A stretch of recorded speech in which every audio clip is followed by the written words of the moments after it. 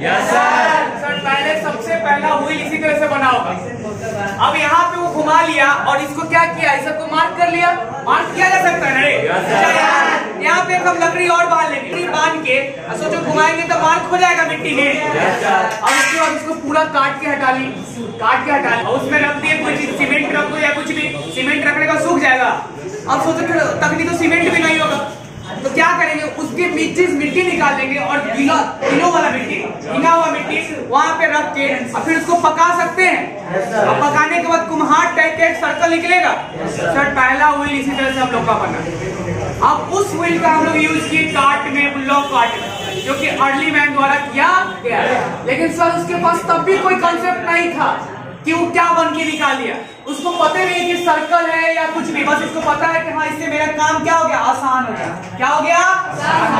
अब क्या होगा, अब किया गया कि उसका सर्कल निकाला, अब उसका आसान हो गया, हम लोग काम करना स्टार्ट कर दिए बहुत कुछ। अब तो आराम से प्लैंक भी काटता होगा आराम से।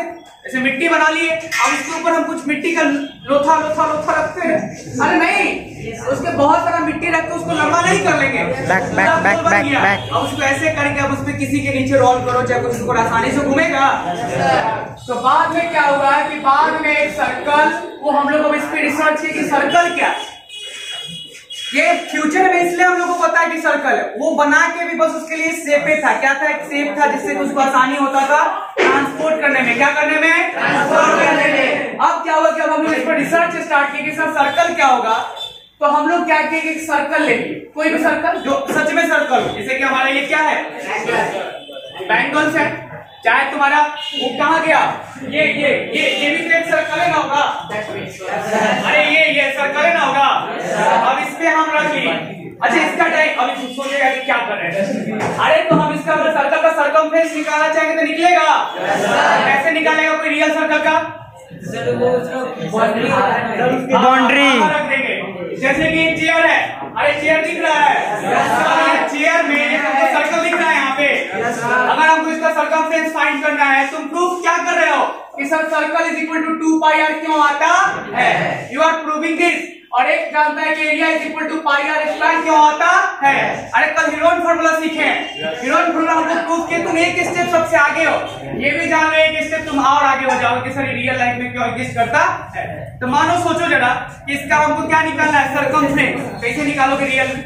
सर इसके बगल में धागा रखा सर जा सकता है, चाहे धागा यहाँ से रखे, ऐसे रख के, और यहाँ पे नहीं धागा रख दिए। इमेजिन करो कि धागा रखें, अब उसके बाद निकाल के धागा को तोड़ दो, धागा लेंथ में आ जाएगा, सीधा हो जाएगा।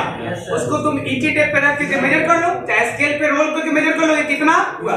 चाहे एक और जानता है जो इंची टेप हम लोग यूज करते हैं, नहीं यूज करता है मैकेनिक सब, केमिस्ट्री लोग, वो भी तो इंची टेप तुम घुमा दोगे तो तुमको पता चल ही जाएगा कि इससे सरकमफ्रेंस क्या पता चलेगा। अच्छा हम इस बोल रहे कि सर्कल का तुमको डायमीटर ऑफ फाइंड करना है, कैसे करेगा? सर 2 रेडियस, क्या बड़ा होगा 2 रेडियस।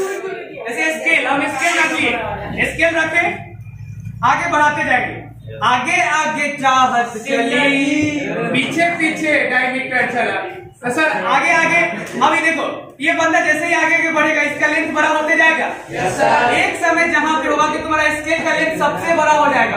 अरे बड़ा हो रहा है स्केल, ऐसे करते जाओगे, एक समय सबसे बड़ा हो गया। और तुमको पता है कि डायमीटर क्या होता है सर। तो क्या हुआ ना कि एक मिरेकल आया, दुनिया में कोई भी सर्कल का तुम circumference by divided by C by D करते हो, सरकमफ्रेंस बाय डायमीटर करते हो तो तुमको एक इरेशनल नंबर आता है। क्या आता है?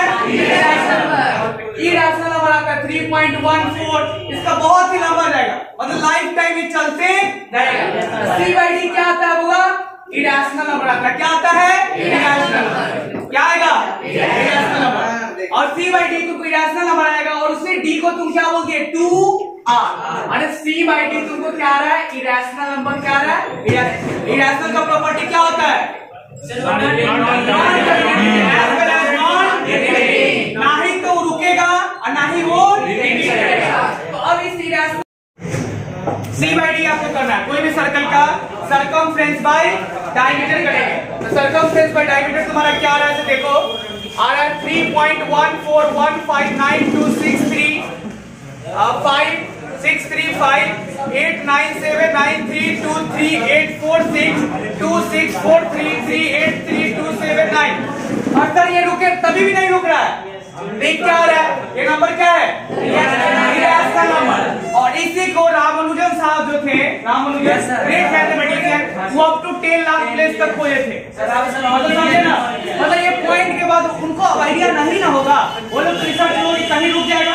अरे इरेशनल नंबर जितना हम लोग को आसानी से भी पता है, एक समय सोचने के बाद इरेशनल नंबर तो होगा ही नहीं। इरेशनल नंबर कब आया था, जब एक राइट एंगल ट्रायंगल पे, जब हम लोग राइट एंगल ट्रायंगल पे रिसर्च कर रहे थे तब आया था इरेशनल नंबर। यहाँ पे 90 है सर, यहाँ पे अगर हम 1 ले लिए और यहाँ पे ले लिए 2, तब बताइए यहाँ पे जो नंबर आएगा 1 का स्क्वायर प्लस 2 का स्क्वायर कितना आएगा, √5। अब ये √5 क्या है, तभी ये सोचे उस समय जो थे पाइथागोरस साहब जब इस पे वर्क कर रहे थे तो उनको समझ में आया कि अच्छा ये क्या है, तब वहां से डिकोड हुआ कि √5 क्या होगा, क्योंकि ये p/q के फॉर्म में नहीं आया। और दुनिया का कोई भी आप सर्कल का circumference, this denote circumference bye diameter कीजिएगा तो बहुत लंबा नंबर आएगा, वो आप खुद से भी कीजिएगा तो उसको हम लोग क्या बोले कि इरेशनल नंबर है, क्योंकि तो रुक नहीं रहा है। अरे रुक रहा है क्या, नहीं रुकेगा। आप बताओ इसको हम लोग क्या बोले, इसको क्या बोला जाएगा, सर इसको हम लोग बोल दिए पाई। क्या बोले, क्योंकि ये सुनो ना पूरा, थोड़ा सोच के देखो, कि अगर तुम पूरा बड़ा बात दे देंगे तो तुम कैलकुलेशन में यूज कर पाएगा। हम इसी को हम बोल रहे हैं कि 2 से तुम मल्टीप्लाई करो, कर पाओगे। अरे इतना कभी रुक ही नहीं है तो क्या करें सर, इसलिए हम सबसे पहले इसको वेरिएबल मान लिए। क्या मान लिए, वेरिएबल। चलो हम थोड़ा देर के लिए मान लिए कि क्या है, x है, क्या है x। कोई दिक्कत, अब बताओ c हो गया, d की जगह पर क्या हो गया 2r, क्या हो गया 2r। अब आ गया कि सर्कमफ्रेंस क्या हो गया 2xr, क्या हो गया 2xr। सर इसको x ना मान के उस समय क्या माना गया पाई। अब पाई क्या था, ग्रीक का लेटर था। पाई क्या था, ग्रीक का लेटर। जैसे अल्फा बीटा किसका लेटर है, ग्रीक का ही लेटर है। जैसे हमारा a तो उसका अल्फा, हमारा b तो उसका बीटा। उसी तरह हमारे 16th लेटर ABCD को पढ़ोगे तो ABCD में 16th लेटर P होता है, 16वां लेटर P। और हम लोग अभी फाइंड क्या कर रहे हैं, सर्कमफ्रेंस मतलब पेरीमीटर, सर्कमफ्रेंस मतलब पेरीमीटर। तो समझ रहे हो, PP का कनेक्शन देख रहे हो, तो सर सर्कमफ्रेंस मतलब पेरीमीटर। उसका 16th लेटर जो था ग्रीक का वो क्या था, पाई। इसलिए हम लोग सर्कमफ्रेंस फाइंड कर रहे थे, तो इसलिए हम लोग थोड़ा सा फीलिंग टाइप के लिए P से कनेक्टेड वर्ड हम लोग क्या ले लिए कि सर ये जो इरेशनल नंबर है उसको क्या बोल देते हैं, पाई। और वही बन गया 2 पाई। सर्कमफ्रेंस इक्वल टू क्या बन गया 2 पाई।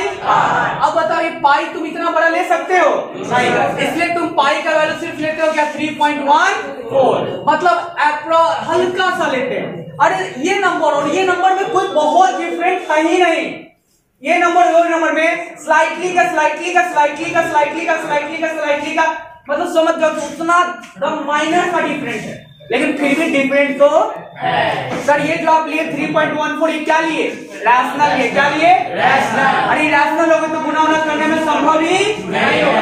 अरे ये रुक ही नहीं रहता, कैसे करेंगे किसी साथ के साथ।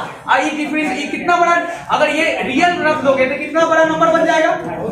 इसलिए हम लोग ले लिए कि पाई लेंगे 3.14 और सबको लगा कि सर 22/7 क्यों लिए, तो 22/7 भी अगर तुम 22/7 को डिवाइड करके देखोगे तो 7 और 22 को डिवाइड करोगे तो कितना है 3.14 3.21 1 हुआ 0 1 से कितना हो गया 7 3 हुआ 0 4 28 हुआ 2 आया फिर 2। देखो इस सिर्फ 2 डिजिट तक इसका मैच किया कि नहीं किया, इसलिए।